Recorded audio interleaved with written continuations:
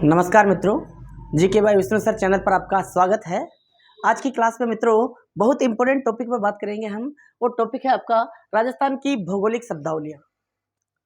ये ऐसा टॉपिक है मित्रों कि यहाँ से हर एग्जाम में एक ना एक क्वेश्चन आ जाता है और ये शब्दावलियाँ थोड़ी बोरिंग टाइप की होने की वजह से बच्चे इनको पढ़ते नहीं हैं, याद नहीं करते हैं। हमें किसी भी टॉपिक से नहीं भागना है मित्रों, एक एक मतलब अपनी 100% तैयारी करेंगे तब जाकर पेपर हमारा अच्छा होगा। तो देखो, भौगोलिक शब्दावली में कुछ विशेष नाम है, कौन कौन से क्षेत्र को कहा जाता है उनकी हम चर्चा करेंगे। लेकिन उससे पहले कुछ बेसिक से नाम जिन्हें हम जानते हैं और वर्षों से उनके बारे में सुनते आ रहे हैं, उन शब्दों के बारे में बात कर लेता हूँ मैं। जैसे कुछ ऐसे शब्द है जो जाने पहचाने हैं। जैसे आप जानते हो शेखावाटी क्षेत्र किसे कहा जाता है, तो शेखावाटी में चूरू सीकर झुंझुनू का जो क्षेत्र है वो शेखावाटी क्षेत्र कहलाता है। वर्तमान में नीम का थाना भी इसके अंतर्गत आता है। चूरू सीकर झुंझुनू और नीम का थाना शेखावाटी कहलाता है। ठीक, ढूंढाड़ जयपुर दौसा के आसपास का जो क्षेत्र है वो ढूंढाड़ कहलाता है। मारवाड़ में जोधपुर और जोधपुर से बने हुए जो जिले हैं वो सब उसमें आता है। इसके अलावा पाली आता है, नागौर आता है, जैसलमेर की कुछ सीमा आती है, बाड़मेर की कुछ सीमा आती है, वो मारवाड़ कहलाता है। ठीक है, और इसी प्रकार मेवाड़ के अंतर्गत सबसे पहले तो देखो मित्रों, मेवाड़ के उपनामों में से भी क्वेश्चन आता है। मेवाड़ को क्या क्या कहा जाता है? मेवाड़ को मेदपाट कहा जाता है, प्रागवाट कहा जाता है, सिविकिवी कहा जाता है। ये सारे के सारे नाम मेवाड़ के हैं। और मेवाड़ के अंतर्गत उदयपुर राजसमंद, इधर चित्तौड़गढ़, भीलवाड़ा, प्रतापगढ़ का क्षेत्र मेवाड़ के अंतर्गत आता है। ये कुछ ऐसी शब्दावलियां हैं जिन्हें हम जानते हैं और लगभग यहाँ से कोई क्वेश्चन आता है तो हम गलत नहीं करने वाले। लेकिन कुछ ऐसी ही शब्दावलियां हैं जहाँ से क्वेश्चन आने की संभावना बहुत ज़्यादा है और मैं आपको कोशिश करता हूँ बिल्कुल क्रम से, सीक्वेंस से आपको वो पढ़ाने की कोशिश करूँगा। आपको बिल्कुल तरीके से याद हो जाएगा। बस फोकस रखना है, ध्यान रखना है और ध्यान से सुनना है इस क्लास को। तो देखो, वो ऐसी शब्दावलियां कौन कौन सी है जहाँ से क्वेश्चन हमेशा पुटअप होते हैं, बार बार रिवीजन होते हैं, बार बार वो क्वेश्चन रिपीट होते हैं। तो देखो, एक शब्द आता है योद्दय क्षेत्र किसे कहा जाता है। शब्द है योद्दय क्षेत्र किसे कहा जाता है। योद्दय क्षेत्र, तो योद्दय क्षेत्र किसे कहा जाता है? गंगानगर और हनुमानगढ़ जिले के आसपास के क्षेत्र को क्या कहा जाता है? योद्दय क्षेत्र। यहाँ पर जिला पड़ता है आपका गंगानगर और यहाँ पर पड़ता है हनुमानगढ़। जो ये गंगानगर और हनुमानगढ़ का जो क्षेत्र है इसे क्या कहा जाता है? योद्दय क्षेत्र कहा जाता है। ठीक, उसके बाद एक शब्द आता है जांगल प्रदेश किसे कहा जाता है? जांगल प्रदेश। जांगल प्रदेश, देखो मित्रों, जांगल प्रदेश किसे कहा जाता है? तो बीकानेर के आसपास के क्षेत्र को क्या कहा जाता है? जांगल प्रदेश। बीकानेर के आसपास के क्षेत्र को कहा जाता है जांगल प्रदेश। ठीक, अब इसमें बीकानेर और अनूपगढ़ का ये वाला उत्तर वाला जो क्षेत्र है, अनूपगढ़ का सॉरी दक्षिण वाला जो क्षेत्र है, ये इसमें इंक्लूड किया गया है। ठीक, और जांगल प्रदेश और योद्दय क्षेत्र आप देख सकते हो पहले वाले पेपरों में काफी बार आया हुआ क्वेश्चन है। ठीक, इधर गंगानगर और हनुमानगढ़ के साथ साथ जो अनूपगढ़ का उत्तरी क्षेत्र है वो भी इसके अंतर्गत शामिल किया गया है। इस तरह से अनूपगढ़ का ये वाला क्षेत्र इसके अंतर्गत आता है। तो गंगानगर, हनुमानगढ़, अनूपगढ़ का क्षेत्र है वो योद्दय क्षेत्र कहलाता है। और जांगल प्रदेश मुख्य रूप से तो केवल एक ही जिला है, कौन सा है? बीकानेर। बीकानेर के आसपास के क्षेत्र को जांगल प्रदेश कहा जाता है। लेकिन अब बीकानेर का ये वाला क्षेत्र अनूपगढ़ में मिल गया, इसीलिए इससे क्षेत्र भी जांगल प्रदेश के अंतर्गत आता है। अगली जो शब्दावली बनती है आपकी वो है मांड क्षेत्र किसे कहा जाता है? मांड क्षेत्र किसे कहा जाता है? तो मित्रों यहाँ पर पड़ता है आपका जैसलमेर जिला। ये पूरा का पूरा एरिया जैसलमेर जिले का है। तो जैसलमेर जिले के आसपास का क्षेत्र क्या कहलाता है? मांड क्षेत्र कहलाता है। इधर अगर आप चाहो तो मैं थ्योरी भी लिख देता हूं। इधर देखो, सबसे पहले योद्दय क्षेत्र की बात करते हैं। योद्दय क्षेत्र, योद्दय क्षेत्र किसे कहा जाता है? गंगानगर और हनुमानगढ़ के आसपास के क्षेत्र को, गंगानगर व हनुमानगढ़ के क्षेत्र को योद्दय क्षेत्र कहा जाता है। उसके बाद बात की अपन ने जांगल प्रदेश, तो जांगल प्रदेश किसे कहा जाता है? जांगल प्रदेश में बीकानेर के आसपास का क्षेत्र आता है। बीकानेर के आसपास के क्षेत्र को,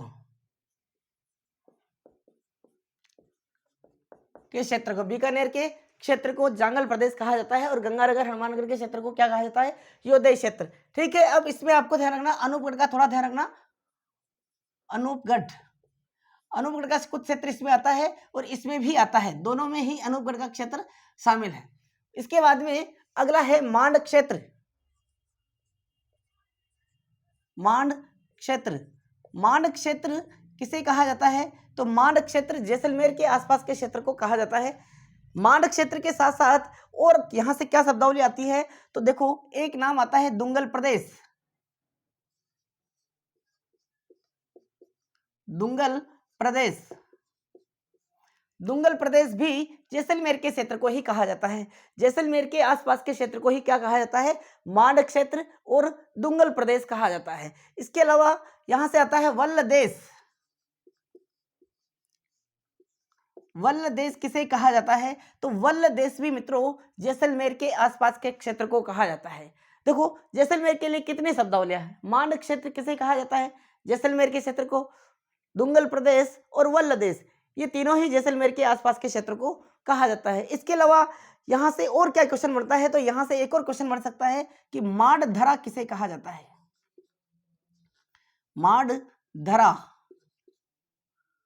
माडधरा किसे कहा जाता है, माड यानी माड क्षेत्र हो जाता है, धरा यानी भूमि हो जाती है, तो ये वाला क्षेत्र भी किसे कहा जाता है, जैसलमेर के आसपास के क्षेत्र को।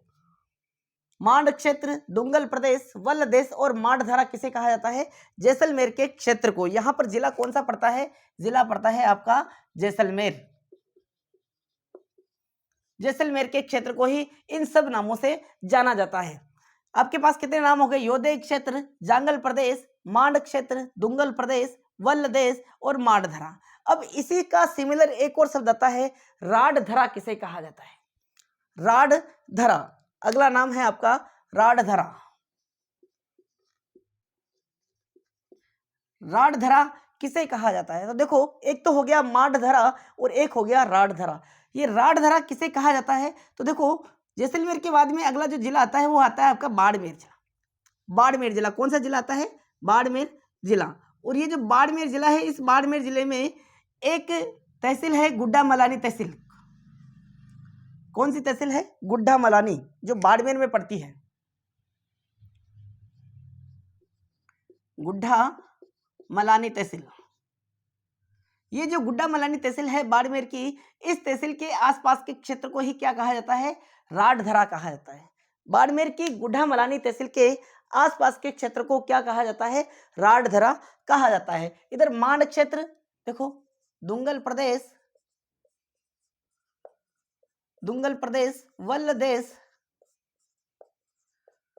देश और इसके अलावा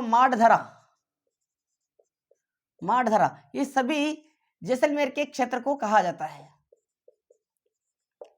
जैसलमेर के क्षेत्र को। और इसके अलावा आपने पढ़ा है राडधरा। तो राडधरा किसे कहते हैं, ये बाड़मेर की गुड्डा मलानी तहसील के क्षेत्र को कहा जाता है। गुड्डा मलानी कहां पड़ता है, बाड़मेर में। गुड्डा मलानी बाड़मेर के क्षेत्र को क्या कहा जाता है, राडधरा कहा जाता है। अगला है आपका क्वेश्चन, या अगली जो शब्दावली आती है वो यहीं से आती है, मालानी प्रदेश किसे कहा जाता है,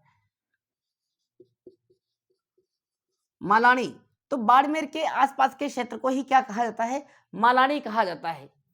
और मित्रों मालानी से एक क्वेश्चन आता है पशुओं की नस्लों से संबंधित। मालानी कौन से पशु की नस्ल है, तो मालानी घोड़े की नस्ल भी होती है। मालानी क्षेत्र का नाम भी है और नस्ल भी है। तो नस्ल की बात करें तो किस जानवर की है, किस पशु की है, घोड़े की। महाराणा प्रताप के पास जो घोड़ा था, चेतक घोड़ा, वो कौन सी नस्ल का घोड़ा था, वो मालानी नस्ल का घोड़ा था। और मालानी नस्ल की घोड़े की पहचान यही होती है, वो हष्टपुष्ट होते हैं, बलिष्ठ होते हैं।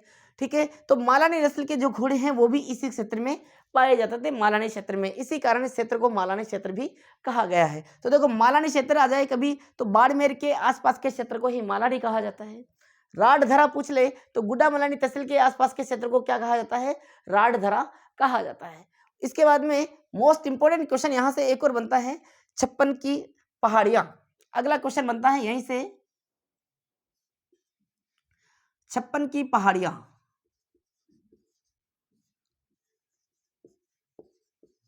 56 की पहाड़ियां, बहुत बारी रिपीट हुआ है क्वेश्चन, बहुत बारी एग्जाम में आया हुआ है ये क्वेश्चन, आपको ध्यान रखना है। 56 की पहाड़ियां, ये से दो सिमिलर क्वेश्चन है, एक तो है 56 की पहाड़ियां और एक यहां से क्वेश्चन आता है 56 का मैदान।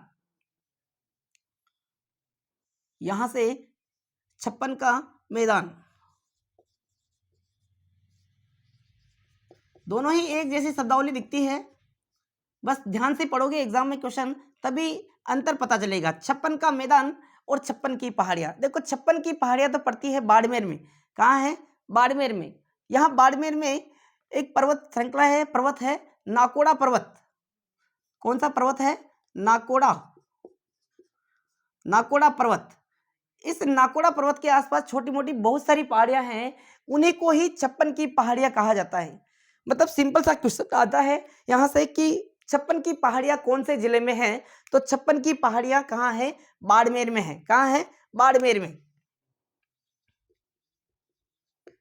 बाड़मेर, 56 की पहाड़ियां कहाँ पड़ती है? बाड़मेर में पड़ती है। और 56 का मैदान कहाँ है? तो 56 का मैदान यहां पर आपका जिला पड़ता है एक बांसवाड़ा,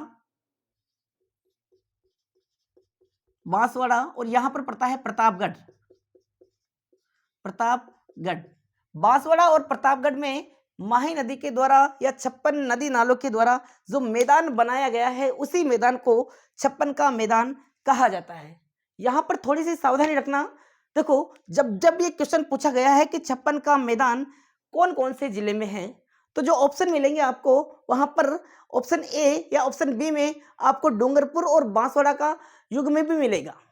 आपको डूंगरपुर और बांसवाड़ा में नहीं जाना है, आपको ध्यान रखना है बांसवाड़ा और प्रतापगढ़ में। 56 का मैदान कौन से जिले में है? बांसवाड़ा में और प्रतापगढ़ में है 56 का मैदान, न कि डूंगरपुर और बांसवाड़ा में।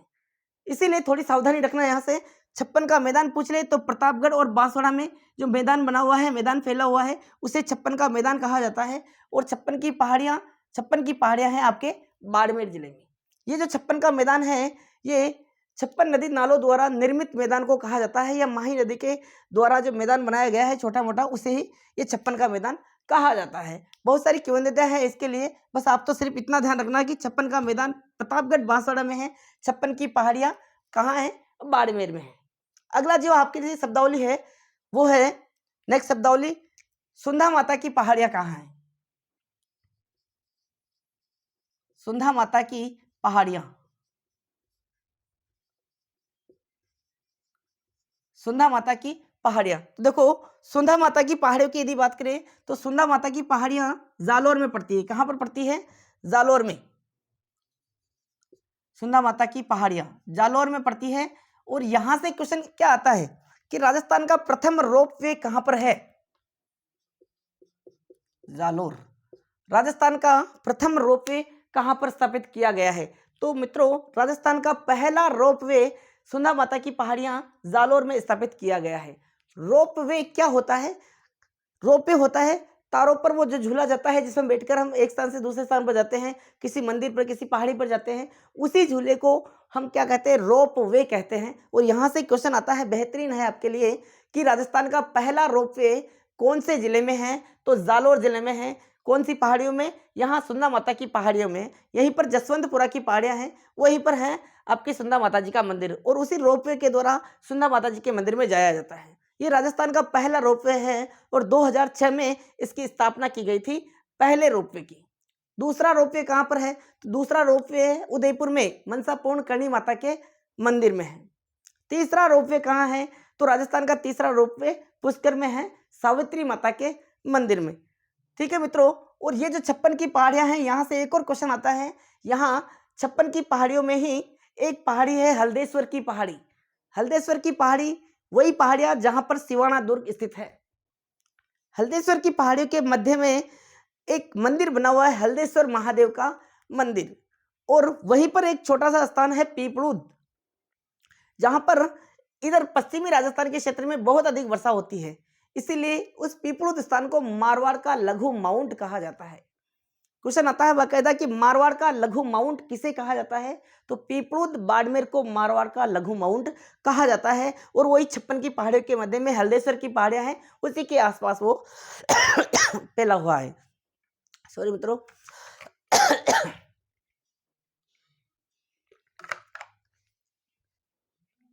अगली जो शब्दावली है आपकी, सुंदर माता की पहाड़ियां हो गई, जालौर में है, और राजस्थान का पहला रोपवे यहां पर स्थित है, प्रथम रोपवे, राजस्थान का प्रथम रोपवे, रोपवे, राजस्थान का पहला रोपवे यहीं पर स्थापित किया गया था, जालौर में। ठीक, इसके बाद में अगली शब्दावली बनती है आपकी चंद्रावती। चंद्रावती, चंद्रावती, चंद्रावती कौन से क्षेत्र को कहा जाता है, तो देखो चंद्रावती किसे कहा जाता है, सिरोही के आसपास के क्षेत्र को क्या कहा जाता है, चंद्रावती कहा जाता है। सिरोही वही माउंट आबू वाला सिरोही, और उस सिरोही के आसपास का जो क्षेत्र है उसे क्या कहते हैं, चंद्रावती कहते हैं। और इसके अलावा एक शब्द बनता है आर्बुद प्रदेश, आर्बुद प्रदेश, आर्बुद प्रदेश भी, आर्बुद यानी माउंट आबू, माउंट आबू के चारों तरफ के क्षेत्र को क्या कहा जाता है, आर्बुद प्रदेश कहा जाता है। चंद्रावती किसे कहते हैं, सिरोही के आसपास के क्षेत्र को। इधर थोड़ा मैं मेंशन कर देता हूं, देखो राटदरा हो गया, मालानी, मालानी यानी कि बाड़मेर के आसपास के क्षेत्र को कहा जाता है मालानी। और मालानी के बाद में फिर 56 की पहाड़ियां, 56 की पहाड़ियां, 56 की पहाड़ियां कहाँ है मित्रों, बाड़मेर में, बाड़मेर में कौन सा पर्वत है, नाकोड़ा पर्वत, नाकोड़ा पर्वत के आसपास 56 की पहाड़ियां फैली हुई है। इसके बाद मैंने आपको बताया 56 का मैदान, 56 का मैदान, तो 56 का मैदान के लिए प्रतापगढ़ व बांसवाड़ा, प्रतापगढ़ व बांसवाड़ा, प्रतापगढ़ व बांसवाड़ा के मध्य जो मैदान फैला हुआ है उसे 56 का मैदान कहा जाता है। 56 की पहाड़ियां, बाड़मेर, नाकोड़ा पर्वत, बाड़मेर में। उसके बाद चंद्रावती,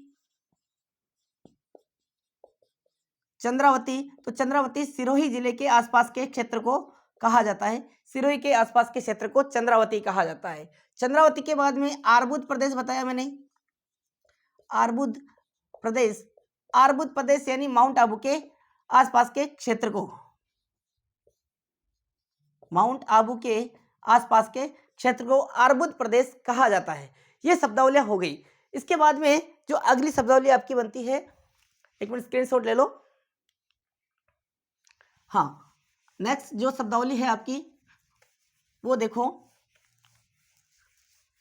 बिल्कुल नक्शे से बता रहा हूं, और इसी तरह से अगर आप ढंग से समझ में आ जाएगा आपको, थ्योरी और नक्शे से, दोनों से। आर्बुद प्रदेश हो गया, माउंट आबू के आसपास के क्षेत्र को कहा जाता है आर्बुद प्रदेश। यहां से एक मोस्ट इंपोर्टेंट शब्दावली आती है, भाकर किसे कहा जाता है, भाकर। ये क्वेश्चन बहुत बार रिपीट हुआ है और बहुत इंपॉर्टेंट है। भाकर, भाकर भी यही है, सिरोही में। देखो सिरोही में उबड़ खाबड़ और तीव्र ढाली वाली पहाड़ियां पाई जाती है। सिरोही जाओगे आप, माउंट आबू देखोगे तो वहां पर आपको बहुत सारी पहाड़ियां मिलेगी जो उबड़ खाबड़ और तेज ढाल वाली पहाड़ियां हैं। उन उबड़ खाबड़ और तेज ढाल वाली पहाड़ियों को ही क्या कहा जाता है, भाकर कहा जाता है। देखो सिरोही में, सिरोही में स्थित उबड़ खाबड़, उबड़ खाबड़ व तीव्र ढाल वाली पहाड़ियों को, तीव्र ढाल वाली पहाड़ियों को,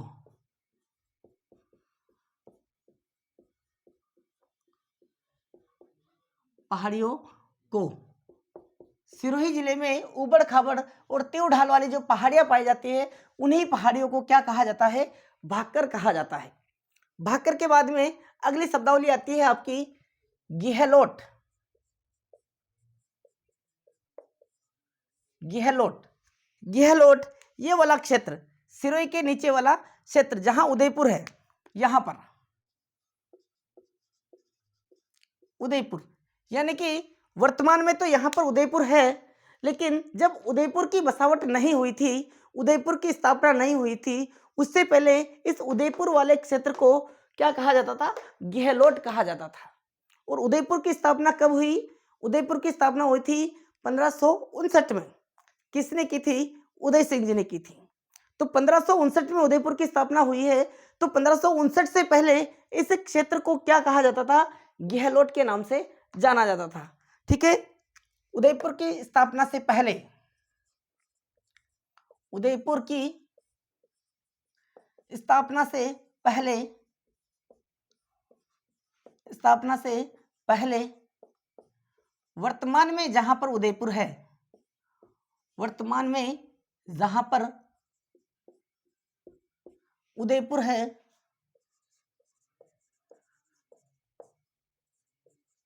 उसे गहलोट कहा जाता था। गहलोट कहा गया। उदयपुर की स्थापना से पहले वर्तमान में जहां पर उदयपुर है उसे क्या कहा गया? गहलोट कहा गया। यानी उदयपुर की स्थापना हुई थी 1559 में। तो 1559 से पहले उदयपुर को उदयपुर नहीं कहते थे, क्या कहते थे? गहलोट कहते थे। और उदयपुर की स्थापना किसने की? उदय सिंह जी ने की थी। किसने की थी? उदय सिंह जी ने। उदय सिंह जी की मृत्यु कब हुई थी मित्रों? 72 में। ठीक, कहाँ हुई थी? गोकुंदा में, होली के अवसर पर। ठीक है, देखो गहलोट के बाद में फिर एक और शब्दावली आती है यहां से, गिरवा। मोस्ट इंपोर्टेंट पहाड़ी है ये भी, गिरवा। और गिरवा की क्या है? पहाड़ियां हैं। गिरवा की पहाड़ियां कहां पर है? तो गिरवा की पहाड़ियां हैं उदयपुर में। कहाँ है? उदयपुर में। और यहां से क्वेश्चन आता है कि उदयपुर के चारों तरफ तस्त्री नुमा पहाड़ियां जो फैली हुई है उन्हें क्या कहते हैं? गिरवा की पहाड़ियां कहते हैं। तस्त्री नुमा, ये ध्यान रखना, तस्त्री नुमा। गिरवा की पहाड़ियों का जो आकार है, आकृति है, वो कैसी है? तस्त्री नुमा। उदयपुर के चारों तरफ तस्त्री नुमा पहाड़ियों को क्या कहते हैं? गिरवा कहा जाता है। ऐसी पहाड़ियां जो उदयपुर के चारों तरफ फैली हुई है तस्त्री नुमा आकार में, उसे क्या कहते हैं? गिरवा की पहाड़ियां कहा जाता है। और फिर आता है यहां से एक और शब्द, मछला मगरा। मछला मगरा, नेक्स्ट शब्दावली है मछला मगरा। ये मछला मगरा की भी क्या है? पहाड़ियां है। और ये मछला मगरा की पहाड़ियां कहां पर स्थित है? मछला मगरा की पहाड़ियां भी उदयपुर में है। उदयपुर में है। इन पहाड़ियों को दूर से देखने पर ऐसा लगता है इनकी आकृति कैसी है? जैसे मछली के आकार की। तो उदयपुर में जो मछली के आकार की पहाड़ियां फैली हुई है उन्हें क्या कहते हैं? मछला मगरा कहते हैं। गिरवा की पहाड़ियों का आकार है तस्त्री नुमा, और मछला मगर की आकार की पहाड़ियां जो है ये इनका है मछली के आकार की पहाड़ियां है मछला मगरा। उदयपुर से गहलोट, गिरवा और मछला मगरा, ये क्वेश्चन यहाँ से लगभग बनते हैं शब्दावलियों से। उदयपुर के बाद में अगला क्वेश्चन है आपका दक्षिणी क्षेत्र से, राजस्थान के दक्षिणी क्षेत्र से। तो देखो बहुत अच्छा क्वेश्चन है।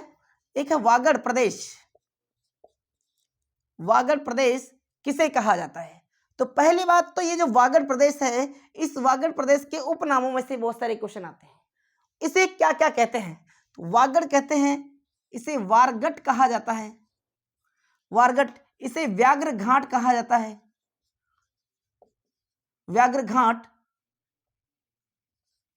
वागड़, वारगट, व्याघ्र घाट। इसे पुष्प प्रदेश कहा जाता है, पुष्प प्रदेश कहा जाता है। इसे लाट प्रदेश कहा जाता है, लाट प्रदेश। और इसे बागुरी क्षेत्र कहा जाता है, बागुरी क्षेत्र। अकेले केवल वागड़ के इतने सारे उपनाम हैं। अब वागड़ तो बहुत सारे बच्चे जानते हैं, और वागड़ क्वेश्चन आ भी जाए तो अधिकतर बच्चे सही कर देंगे। लेकिन वागड़ के उपनाम से पूछ ले कभी कि लाट प्रदेश, लाट प्रदेश किसे कहा जाता है? कौन सा क्षेत्र ऐसा है राजस्थान का जिसे लाट प्रदेश कहा जाता है? तो डूंगरपुर, बांसवाड़ा और प्रतापगढ़ का क्षेत्र। यहां पता है आपको, यहां पर है आपका डूंगरपुर, डूंगरपुर, डूंगरपुर, बांसवाड़ा, प्रतापगढ़ का जो क्षेत्र है, इस क्षेत्र को वागड़ प्रदेश कहा जाता है। और बेसिक ये नाम इतना पॉपुलर है कि अधिकतर तैयारी करने वाले स्टूडेंट जानते हैं, लेकिन इसके उपनामों को नहीं जानते। और हम अदर बच्चों से एक क्वेश्चन ज़्यादा सही करेंगे तो हम लाखों बच्चों से एग्जाम में आगे आ जाते हैं। देखो कंपटीशन का नियम होता है ये कि एक क्वेश्चन ज़्यादा सही करते हैं तो लाखों बच्चों से ऊपर, और एक क्वेश्चन ज़्यादा गलत करते हैं उनसे तो लाखों बच्चों से नीचे आ जाते हैं। और इसीलिए हमें हर तरीके से तैयार रहना है। वागड़ प्रदेश को वारगढ़ प्रदेश, व्याघ्र घाट, पुष्प प्रदेश, लाट प्रदेश और बागुरी क्षेत्र के नाम से जाना जाता है। और अब करते हैं कि इनके अंतर्गत कौन सा क्षेत्र आता है, तो डूंगरपुर, बांसवाड़ा और प्रतापगढ़। डूंगरपुर, बांसवाड़ा और प्रतापगढ़ के क्षेत्र को ही वागड़, वारगढ़, व्याघ्र घाट, पुष्प प्रदेश, लाट प्रदेश और बागुरी क्षेत्र कहा जाता है। ये शब्दावलियां हैं और ये जो क्वेश्चन मैंने बताए हैं, एक एक क्वेश्चन को अच्छी तरह से रिपीट करना है आपको और याद करना है। आगे की जो शब्दावली है वागड़ प्रदेश के आगे की, वो बात करते हैं वागड़ प्रदेश। वागड़ प्रदेश के बाद एक क्वेश्चन आता है कि मेवल किसे कहा जाता है, मेवल। और मेवल को एक और नाम दिया गया है देवलिया। अगला नाम है आपका मेवल। मेवल किसे कहा गया है, तो देखो मेवल कहा गया है बेसिकली प्रतापगढ़ का जो क्षेत्र है, इस क्षेत्र को मेवल कहते हैं। लेकिन जब प्रतापगढ़ यहां पर नहीं था उससे पहले इसे क्या कहा गया था, मेवल। ठीक, और मेवल को ही देवलिया के नाम से जाना जाता है, देवलिया। मेवल या देवलिया किसे कहा जाता है, तो देखो डूंगरपुर और बांसवाड़ा का वह क्षेत्र जहां वर्तमान में प्रतापगढ़ है, इसे ही मेवल कहा जाता है, इसे ही देवलिया कहा जाता है। ये शब्दावली, ये लैंग्वेज आप ध्यान रखना। डूंगरपुर व बांसवाड़ा का वह क्षेत्र, बांसवाड़ा का वह क्षेत्र जहां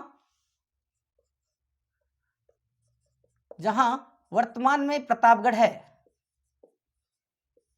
जहां वर्तमान में प्रतापगढ़ है।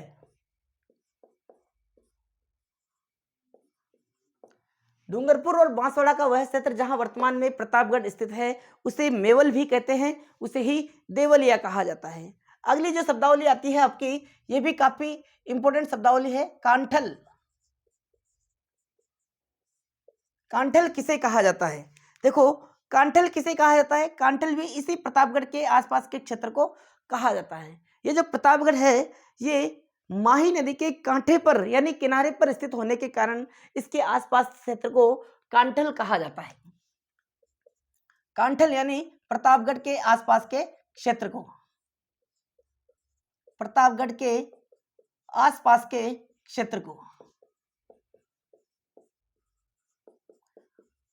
आसपास के क्षेत्र को क्या कहा जाता है, कांठल कहा जाता है। प्रतापगढ़ के आसपास के क्षेत्र को कांठल कहा जाता है। इसके बाद अगली जो शब्दावली आती है आपकी, वो है सपाद।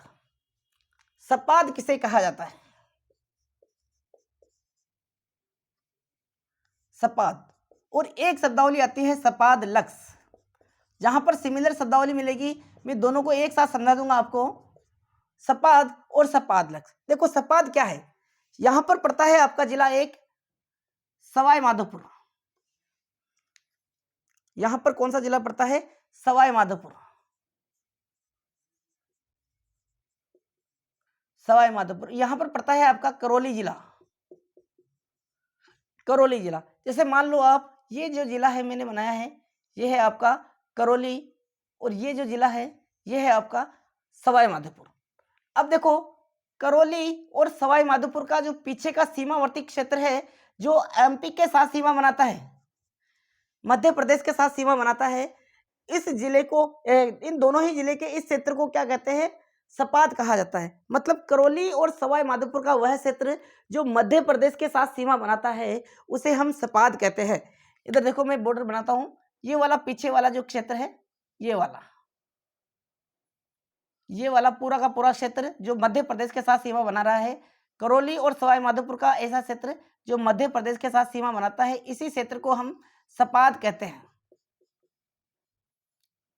करौली और सवाई माधोपुर के पीछे वाले हिस्से को मैंने थोड़ा रेड करने की कोशिश किया है।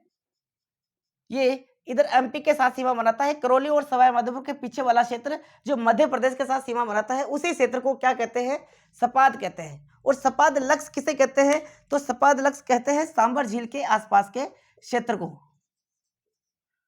सांबर के क्षेत्र को। सांबर झील के आसपास के क्षेत्र को क्या कहा जाता है? सपाद लक्स। और सपाद किसे कहते हैं? करौली व सवाई माधोपुर का सीमावर्ती क्षेत्र जो एमपी के साथ सीमा बनाता हो उस क्षेत्र को सपाद कहा जाता है। और सपाद लक्स यानी कि सांबर झील के आसपास के क्षेत्र को कहा जाता है सपाद लक्स। अगली जो शब्दावली है आपकी वो नेक्स्ट है डांग। डांग किसे कहा जाता है या डांग क्षेत्र किसे कहा जाता है? देखो मित्रों, डांग क्षेत्र किसे कहा जाता है? यहां पर आपका एक जिला है धौलपुर, यह है आपका धौलपुर। तो धौलपुर, करौली और सवाई माधोपुर, धौलपुर, करौली और सवाई माधोपुर के क्षेत्र को क्या कहा जाता है? डांग क्षेत्र कहा जाता है। ये तीनों ही जिले इसमें सम्मिलित किए गए हैं। डांग क्षेत्र में कौन कौन से जिले हैं? धौलपुर, करौली व सवाई माधोपुर। धौलपुर, करौली, सवाई माधोपुर के आसपास के क्षेत्र को ही क्या कहा जाता है? डांग क्षेत्र कहा जाता है। और यहां से एक अच्छा क्वेश्चन आपके लिए और आता है, जैसे ये धौलपुर, करौली और सवाई माधोपुर तीनों ही जिले हैं, इन तीनों जिलों के मध्य का जो जिला है यानी कि करौली जिला, ये है मध्य का करौली जिला। तो तीनों ही जिले के मध्य के जिले को डांग की रानी कहा जाता है। क्वेश्चन आता है कि डांग की रानी किसे कहा जाता है? तो कौन से जिले को कहा जाता है? करौली को डांग की रानी कहा जाता है। और इसके अलावा अब बहुत सारी शब्दावलियां अभी बाकी है। आगे की जो शब्दावलियां हैं उनको हम अगली क्लास में पढ़ेंगे। मित्रों, अब मैं आपसे गुजारिश करना चाहता हूं कि देखो, समय इस तरह से निकल रहा है, जिस तरह से हम मोबाइल में रीलें देखते हैं उस तरह से बहुत स्पीड से निकल रहा है। और 2024 के बारे में मैंने कितनी ही बार बोला है कि इस 2024 को अपना बनाना है और इस 2024 में अपने को सफल होना है। कोई सी भी गवर्नमेंट वैकेंसी, गवर्नमेंट नौकरी हमें लगना है। और जो हम इस चैनल के माध्यम से जो ज्योग्राफी पढ़ रहे हैं, राजस्थान की सभी वैकेंसियों में ये ज्योग्राफी काम में आने वाली है। नवगठित राजस्थान की ज्योग्राफी पढ़ रहे हैं, न्यू ज्योग्राफी पढ़ रहे हैं, और इस ज्योग्राफी को भी अपर ध्यान से पढ़ लेंगे, ढंग से पढ़ लेंगे, तो कम से कम ज्योग्राफी में तो आप क्लियर हो ही जाओगे, अच्छी तरह से प्रिपरेशन आपकी हो ही जाएगी। इसलिए कह रहा हूं कि समय को अभी तक व्यर्थ मत करो, बर्बाद मत करो। ठीक है दोस्तों, आगे की बात करेंगे हम अगली क्लास में। तब तक के लिए जय हिंद।